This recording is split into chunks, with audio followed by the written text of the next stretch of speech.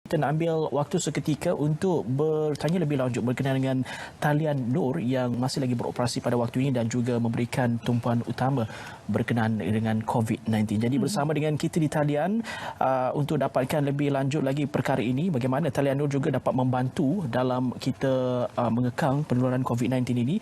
Dan kita akan cuba hubungi Datuk Seri Rina Mohamed Harun, Menteri Pembangunan Wanita, Keluarga dan Masyarakat, kerana mereka juga difahamkan walaupun ada terdapat premis ataupun agensi terpaksa ditutup sementara untuk mengelakkan penularan namun talian Nur Kasih masih lagi beroperasi untuk memberikan perkhidmatan mereka. Jadi di talian bersama dengan kita sekarang ini iaitu Datuk Seri Rina Mohamed Harun selaku Menteri Pembangunan Wanita, Keluarga dan Masyarakat untuk kita bercakap sikit berkenaan talian Nur yang kini beroperasi kembali. Assalamualaikum. Waalaikumsalam. Baik, Datuk, terima kasih Datuk kerana bersama kami di Selamat Pagi Malaysia. Baik, sama-sama. Ya, ini satu penghormatan juga kerana Datuk sendiri yang memberikan penjelasan berkaitan dengan talian Nur ini yang beroperasi seperti biasa, kerana talian Nur juga penting dalam memberikan perkhidmatan kepada golongan wanita, kanak-kanak dan sebagainya. Mungkin Datuk juga mungkin memberikan penerangan operasi yang masih lagi berjalan dan seperti biasa dilakukan pada waktu ini.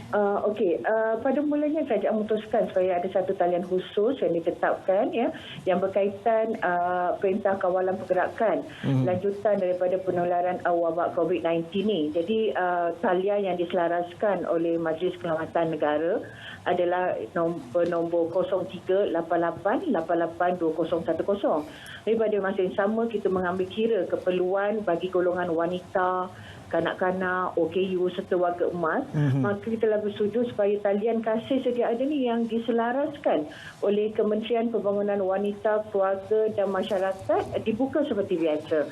Kerana talian ini adalah bertujuan untuk mendapatkan aduan-aduan kecemasan berkaitan dengan masyarakat, warga emas, kanak-kanak dan sebagainya. Jadi ini kita terus buka memang kita terus buka, jadi khususnya untuk menangani kecemasan berkaitan kebajikan dan kemasyarakatan. Jadi talian kasih bernombor 15999 dan juga talian WhatsApp 019 261599 akan terus beroperasi 24 jam sehari, 7 hari seminggu. Okey, Datuk, bagaimana setakat ini respon orang awam apabila nombor ini diaktifkan, kekerapan mereka yang membuat panggilan untuk mendapatkan maklumat berkenaan COVID-19? Ya, sejak talian dibuka daripada semalam memang dah ada panggilan-panggilan. Ada juga yang menceritakan tentang keadaan keluarga yang memerlukan juga bantuan apa yang perlu dibuat di rumah dan sebagainya. Jadi kita juga selain daripada aduan-aduan yang kita terima dan yang kita akan pancangkan yang akan diselaraskan oleh MKN bila kita ada dalam kawalan terhad ini, kita ada mesyuarat penyelarasan di antara semua kementerian. Jadi kejap lagi pun saya akan bermesyuarat khas menteri-menteri menangani pelaksanaan perintah kawalan ini sebentar lagi. Dan selain daripada itu ada juga yang ialah beberapa soalan yang diberikan, aduan yang diberikan bila timbul COVID-19 ni, dia pelbagai soalan. Dia bukan hanya terhad kepada isu wanita fasa, tapi lebih kepada isu tentang bagaimana mereka juga ingin mendapatkan panduan bila duduk di rumah dan sebagainya lah. Jadi kita saya juga suka nak mencadangkanlah kepada ibu bapa supaya dalam tempoh perintah kawalan pergerakan selama 14 hari ini ambil satu pandangan positif bahawa di sinilah waktu kita boleh mengisi aktiviti-aktiviti di rumah bersama anak-anak. Banyak aktiviti yang boleh dijalankan, contohnya gotong royong membersihkan rumah, kelas di rumah di antara ibu, supaya kita dapat lagi mengeratkan hubungan kekeluargaan sesama kita. Betul. Mungkin ibu boleh mengajar anaknya bagaimana teknik menggosok pakaian sebagai contoh.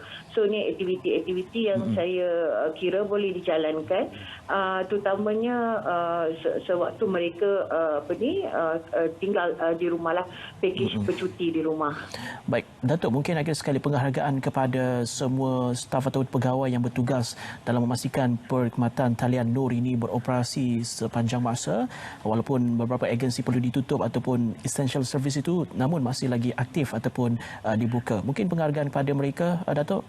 Ya, saya nak mengucapkan jutaan terima kasih penghargaan bukan kepada mereka ini yang terus meneruskan khidmat waktu dan ketika ini, dan juga warga daripada JKM juga yang juga turut membantu mangsa-mangsa yang dikarantinkan. Jadi saya mengucapkan ribuan terima kasih anda lah, jasa budi baik mereka tidak dapat kita balas, kita amat menghargainya, dan kita harap mereka ini sebagai seorang orang kata the frontliner ni, waktu-waktu dan ketika ini mereka ini sanggup berkorban meneruskan khidmat mereka demi untuk kesejahteraan rakyat Malaysia. Baik. Dan saya juga harap yang lain tu untuk ialah yang mana yang tidak bekerja, yang tidak terlibat dalam perkhidmatan penting ini untuk tinggal di rumah. Okey, baik. Terima kasih kepada Datuk Seri Rina Harun, Menteri Pembangunan Wanita, Keluarga dan Masyarakat bersama kami untuk kongsi berkenaan talian Nur yang beroperasi kembali. Baik, terima kasih Datuk.